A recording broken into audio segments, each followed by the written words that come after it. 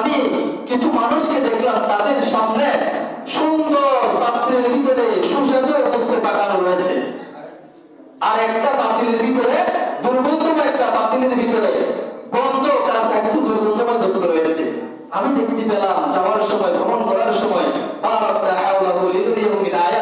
আল্লাহ তাআলা যে অনেক কিছু দেখিয়েছেন এর মধ্যে আমি দেখতে পেলাম কিছু মানুষ সেই তাদের সামনে ভালো বস্তুগুলা না খেয়ে দুর্গন্ধময় বস্তুগুলা খাচ্ছে। আজীব ধরনের বিষয় না? আপনার সামনে ভালো সুস্বাদু ঘ্রাণযুক্ত বস্তু রয়েছে, সেগুলো না খেয়ে দুর্গন্ধময় বস্তুগুলো যখন খান আপনার আশ্চর্য না দেখলে আল্লাহ রাসূল আশ্চর্য হলেন। জিবরাইল জিজ্ঞেস করলেন, জিবরাইল এরা কারা? জিবরাইল বললেন, ইয়া রাসূলুল্লাহ, ইয়া হাবিবাল্লাহ, এই মানুষগুলো হলো আপনার উম্মতে ওই সমস্ত মানুষ, নারী পুরুষগুলা যাদের ঘরে বৈধ স্বামী স্ত্রী থাকা সত্ত্বেও এই মানুষগুলা তাদেরকে ভোগ না করে এই নারী পুরুষগুলা অন্যত্র গিয়ে তারা অবৈধ কাজে মিলামেশা করতো, অন্যের পেটে গিয়ে শুইতো। আসলে নাই আমাদের সমাজে নিজের ঘরে বউ রাইখা অন্যের ঘরে বউ নিয়ে পরকিয়া করে, নিজের ঘরে স্বামী রাইখা বৈধ স্বামী রাইখা অন্যের স্বামী নিয়ে এসে আলাপ আলোচনা করে।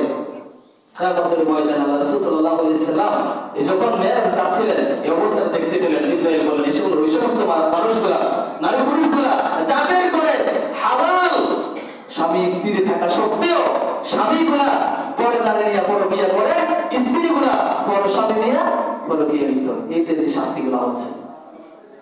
শুধু তাই নয়, আল্লাহ রাসূল আরেকটা শাস্তি দেখলেন।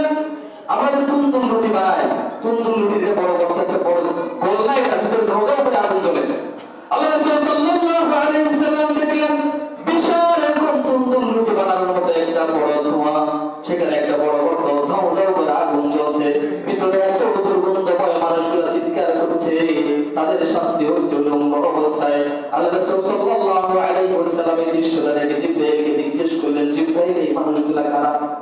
জিবরাইল বললেন, ইয়া রাসূলুল্লাহ, ইয়া হাবিবাল্লাহ, এই মানুষগুলো হলো আপনার উম্মতের ওই সমস্ত নারী পুরুষগুলা যারা সব সময় জানার বিচারে লিপ্ত হইত দুনিয়ার ভিতরে, ওই সমস্ত মানুষগুলা এই শাস্তি হচ্ছে। নাউযুবিল্লাহ।